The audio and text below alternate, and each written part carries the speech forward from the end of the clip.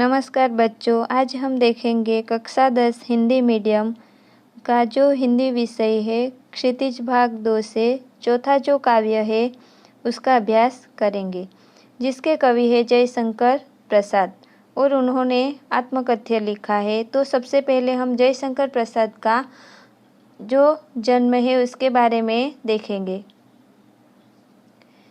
जयशंकर प्रसाद का जन्म सन 1889 में वाराणसी में हुआ।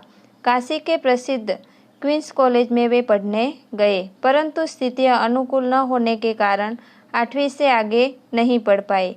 बाद में घर पर ही संस्कृत, हिंदी, फारसी का अध्ययन किया। छायावादी काव्य प्रवृत्ति के प्रमुख कवियों में से एक जयशंकर प्रसाद का सन 1936 में निधन हो गया। उनकी प्रमुख काव्य कृतियाँ हैं चित्राधार, कानन कुसुम, झरना, आंसू, लहर और कामायनी। आधुनिक हिंदी की श्रेष्ठतम काव्य कृति मानी जाने वाली कामायनी पर उन्हें मंगला प्रसाद पारितोषिक दिया गया।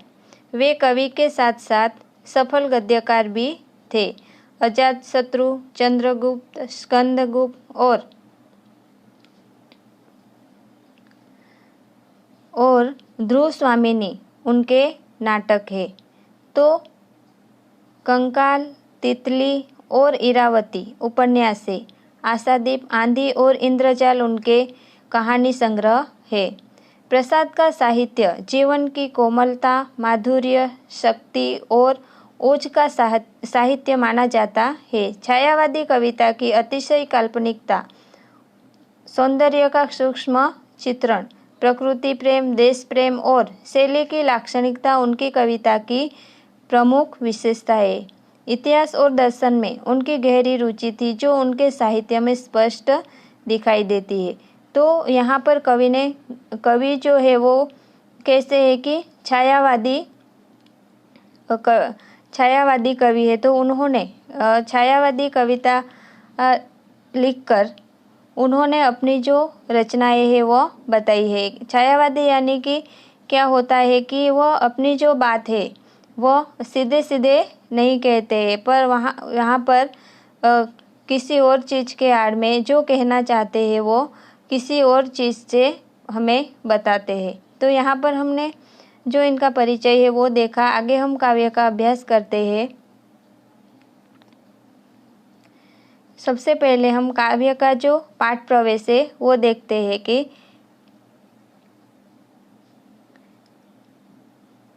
प्रेमचंद के संपादन में हंस पत्रिका का एक आत्मकथा विशेषांक निकलना तय हुआ था। प्रसाद जी के मित्रों ने आग्रह किया कि वे भी आत्मकथा लिखें। प्रसाद जी इससे सहमत न थे। इसी असहमति के तर्क से पैदा हुई ये कविता है कि एक बार क्या होता है कि हंस नामक जो पत्रिका है तो इसमें आत्मकथा का विशेषांक निकलना तय हुआ था। तो हमारे जो कवि है प्रसाद जी, उनके मित्रों ने उन्हें आग्रह किया कि वे भी आत्मकथा लिखें। प्रसाद जी इससे सहमत नहीं हुए अपनी आत्मकथा लिखने के लिए। तो इसी असहमति के तर्क से ये पैदा हुई कविता है और उसका नाम है आत्मकथ्य। यह कविता पहली बार 1932 में हंस के आत्मकथा विशेषांक में प्रकाशित हुई थी। छायावादी शैली में लिखी गई इस कविता में जयशंकर प्रसाद ने जीवन के यथार्थ एवं अभाव पक्ष की मार्मिक अभिव्यक्ति की है। छायावादी सूक्ष्मता के अनुरूप ही अपने मनोभावों को अभिव्यक्त करने के लिए जयशंकर प्रसाद ने ललित, सुंदर एवं नवीन शब्दों और बिंबों का प्रयोग किया है। इन्हीं शब्दों एवं बिंबों के सहारे उन्होंने बताया है कि उनके जीवन की कथा एक सामान्य व्यक्ति के जीवन की कथा है। इसमें ऐसा कुछ भी नहीं है जिसे महान और रोचक मानकर लोग वाह वाह करेंगे। कुल मिलाकर इस कविता में एक तरफ कवि द्वारा यथार्थ की स्वीकृति है, तो दूसरी तरफ एक महान कवि की विनम्रता भी हमें देखने को मिलती है। तो आइए हम अब काव्य की शुरुआत करते हैं।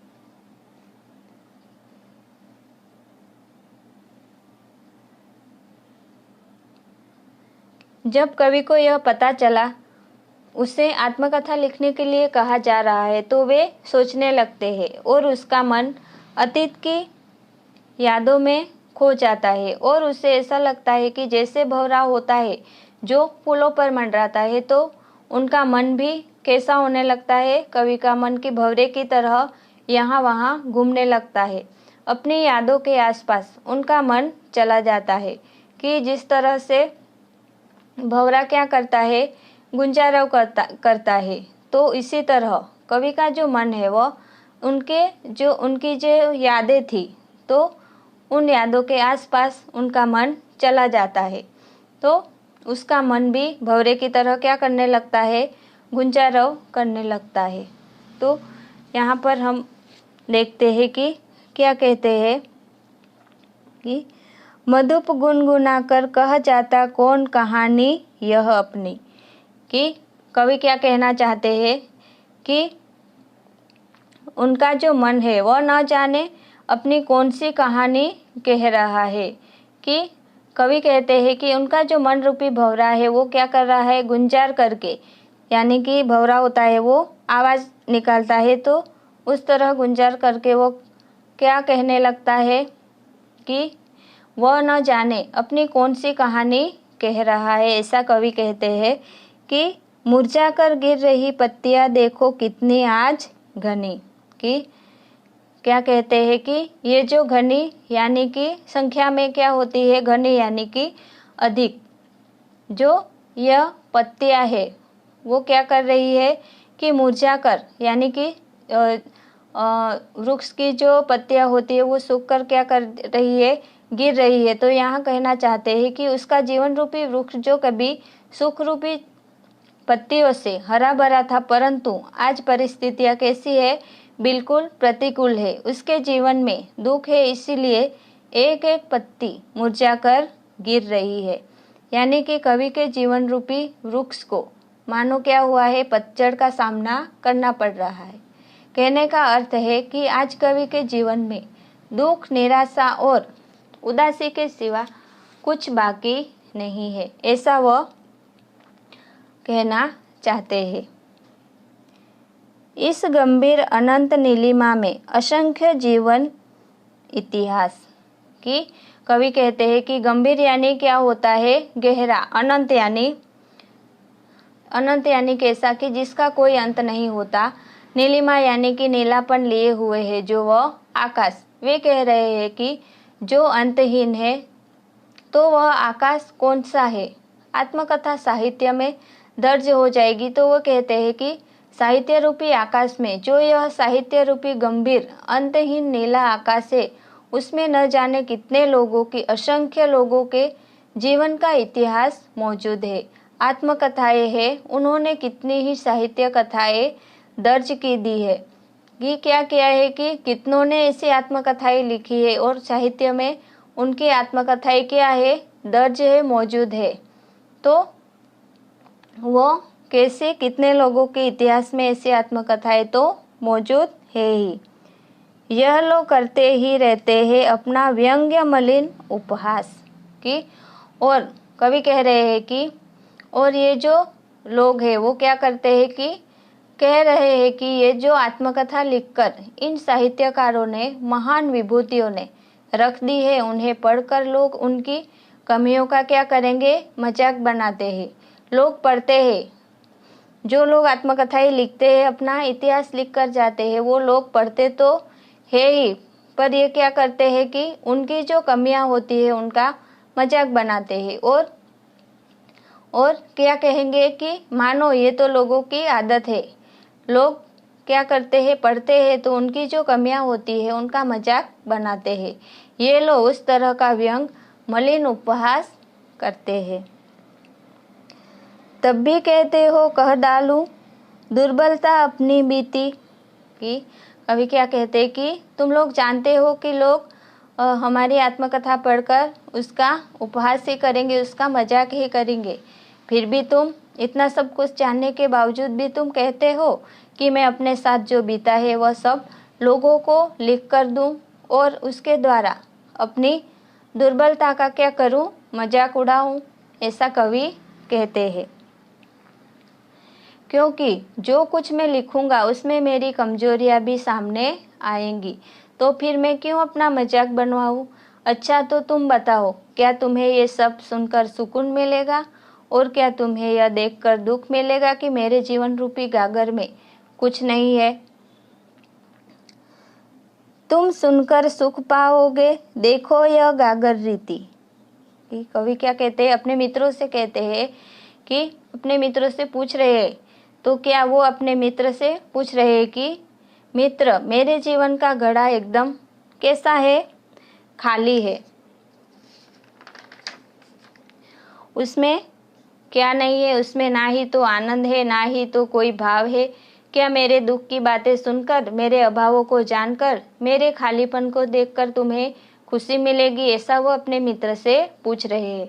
और फिर आगे कहते हैं कि अगर मैंने अपनी आत्मकथा लिखी, उसमें ऐसा कुछ लिख दिया जिसे पढ़कर तुम्हें ऐसा लगे कि किंतु कहीं ऐसा न हो कि तुम ही खाली करने वाले।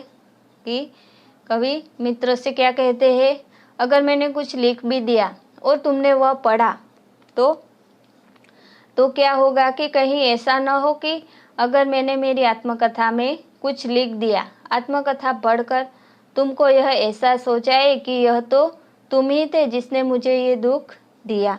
ऐसा कवि कहते हैं। अपने मित्र को समझो, मेरा रस ले अपनी भरने वाले। कि आगे क्या कहते हैं कि ये तुम ही थे जिसने मेरे जीवन के सुखों को ले लिया है, हर लिया है। मेरे जीवन का जो सुख रूपी गागर था तो वो किसने खाली कर दिया है कि जो सुख रूपी रस था उसको तो तुमने ही घड़े में भर लिया, अपने जीवन रूपी गागर में भर लिया है। मतलब कवि यह कहना चाहते हैं कि वह अपने मित्रों को किसी भी तरह से दुख नहीं देना चाहते हैं, वह उन्हें दुखी करना नहीं चाहते हैं। यह विडंबना अरि सरलते तेरी हंसी उड़ाऊं मैं। कि यह विडंबना अरि सरलते तेरी हंसी उड़ाऊं मैं। तो वे क्या कहते हैं कि यह दुर्भाग्य होगा कि अरि सरलते यानी क्या है कि अपना स्वभाव, अपने स्वभाव की सरलता, क्योंकि जो आदमी सरल होता है उसी को लोग धोखा देते हैं। जो कहते हैं ना कि सीधे पेड़ होते हैं वह जल्दी ही काटे जाते हैं, तो वही बात है कि जिस व्यक्ति का स्वभाव सरल होता है लोग धोखा भी उसी के साथ अधिक करते हैं। वे अपने स्वभाव की सरलता के बारे में कह रहे हैं कि अगर वे सारी कहानियां बताएंगे तो लोग क्या कहेंगे कि अरे इतना बुद्धू था ये, इतना सरल होने की क्या आवश्यकता थी कि लोग उसको बेवकूफ़ बनाते रहे। और वे कहते हैं कि यह दुर्भाग्य होगा कि मैं अपने सरल स्वभाव की हंसी उड़वाऊं।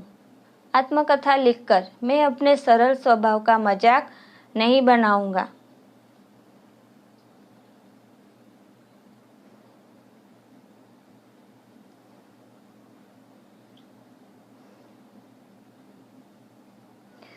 भूले अपनी या प्रवंचना औरों की दिखलाऊं मैं। कि कवि मेरे से जो गलतियां हो गई है वो बताकर या दूसरों ने मुझे क्या किया है कि धोखा दिया है वो लिखकर औरों को क्या मैं बताऊं, दूसरों को बताते फिरूं, ऐसा मैं नहीं करूंगा। ऐसा कवि कहते हैं। कि उज्जवल गाथा कैसे गाऊं मधुर चांदनी रातों की, अरे खिलखिलाकर हंसते होने वाली उन बातों की। कि अब जब कवि ने बता दिया कि मैंने जो बीते हुए दुख के जो पल है, जो लोगों ने मुझे धोखे दिए हैं, उन बातों को मैं नहीं बताऊंगा, मैं नहीं बताना चाहता। अच्छा तो अब अपने सुख के बारे में बता दो। तो कवि क्या कहते हैं कि नहीं, वो अपने जो सुख के दिन थे वो भी कवि नहीं बताना चाहते हैं। वो भी कैसे बता दूंगा, मैं कैसे उज्जवल गाथा गाऊं मैं। कि वह अपने सुख भरे दिनों की उज्जवल गाथा भी वह नहीं गाना चाहते हैं। कि क्योंकि जो अपनी पत्नी के साथ बिताया हुआ समय उनकी पत्नी की मृत्यु, कि उनकी जो पत्नी थी तो उनकी मृत्यु जल्दी हो गई थी, तो कवि ने जो उनके साथ सुख के पल बिताए थे वो भी कैसे कह दूं, ऐसा कवि कहते हैं कि वो कह रहे हैं कि कवि ने अपनी प्रेमिका के साथ जो व्यतीत किए थे व्यक्तिगत क्षण, जो उनके निजी पल थे, वे मधुर और कैसे थे, सुखद थे। तो उसकी बात यहाँ की है कि चांदनी रातों में बिताए हुए नितांत व्यक्तिगत एवं सुखद क्षण किसी उज्जवल गाथा की तरह ही है। और कवि कह रहे हैं कि जो मैंने अपनी प्रेयसी के साथ एकांत में खिलखिलाकर हंसकर बातें करते समय बिताया था, चांदनी रातों में उसके साथ समय बिताया था, वह उसके जीवन का सहारा है। वह उन बातों को दूसरे के साथ बांटना नहीं चाहते, क्योंकि ये सभी बातें उनकी कैसी है, अपनी निजी है, अपनी व्यक्तिगत बातें हैं, तो वह उन्हें अपने तक ही क्या रखना चाहते हैं, कि अपने तक ही सीमित रखना चाहते हैं। मिला कहाँ वह सुख जिसका मैं स्वप्न देखकर जाग गया, आलिंगन में आते आते मुस्किया कर जो भाग गया।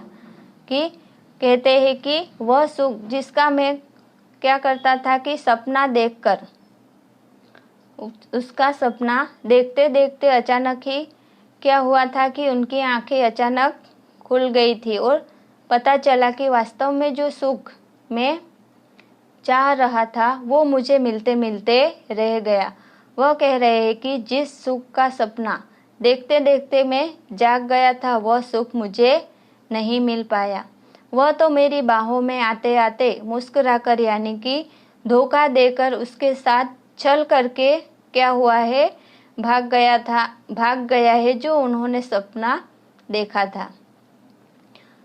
और आगे की पंक्ति में वह अपनी प्रेयसी का वर्णन करते हैं और कहते हैं कि जिसके अरुण कपोलों की मतवाली सुंदर छाया में अनुरागिनी उषा लेती थी निज सुहाग मधुमाया में। कि यहाँ पर उन्होंने क्या किया है कि यहाँ पर शब्द के अर्थ देखते हैं। अरुण यानी कि लाल, कपोल यानी गाल, मतवाली यानी कि कैसी, मदमस्त, छाया यानी छवि, अनुरागिनी यानी कि कैसी, प्रेम भरी, और उषा यानी कि प्रातःकाल, सुबह का समय। तो यहाँ पर कवि क्या कहते हैं कि उनकी जो प्रेयसी है, उनकी जो प्रेमिका है, उसके बारे में उन्होंने बताया है कि उसका रूप अत्यंत कैसा था, आकर्षक था। भोर के समय यानी कि सुबह के समय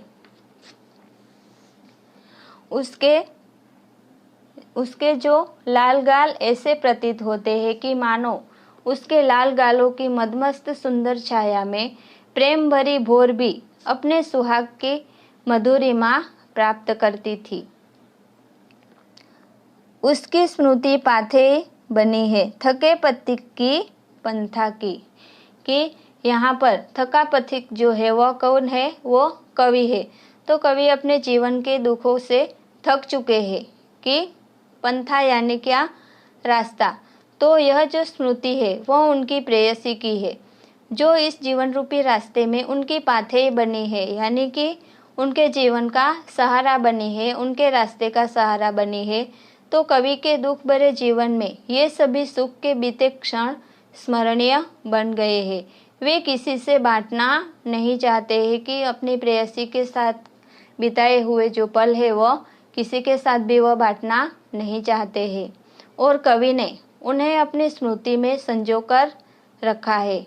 यही यादें उन्हें जीवन मार्ग में आगे बढ़ने की क्या करती है, प्रेरणा देती है। सीवन को उड़ेर कर देखोगे क्या मेरी कंथा की। कि यहाँ पे शाब्दिक अर्थ नहीं है, सीधे सीधा अर्थ नहीं है, पर यहाँ पे उन्होंने क्या कहा है कि उनके अंतर मन रूपी गुदड़ी, जहाँ उन्होंने क्या किया है कि अपने मन के अंदर उन्होंने अपनी पुरानी जो यादें हैं उन्हें संजो कर रखा है, सजा रखा है। यानी कि क्या, कि जिस तरह से गुदड़ी यानी कि हम जो पुराने कपड़ों को सिलकर जो गुदड़ी बनाते हैं उसके माध्यम से उन्होंने अंतर्मन रूपी अपनी गुदड़ी को बताया है कि उसकी जो सिलाई है उन्हें उधेड़ कर यानी कि उन्हें खोलकर उसे क्या तुम देखना चाहोगे, ऐसा पूछते हैं। कि कवि कहना चाहते हैं कि कवि उस रहस्य को भीतर ही छुपाए रखना चाहते हैं। वो अपने अंतर्मन की जो बातें हैं वह अपने अंतर्मन में ही छुपाए रखना चाहते हैं।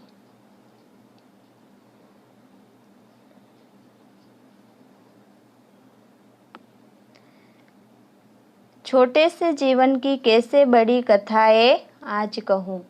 कि कवि कह रहे हैं कि मेरा जीवन तो छोटा सा है, उसकी मैं बड़ी बड़ी कहानियाँ कैसे लिखूं, मुझसे ये नहीं होगा।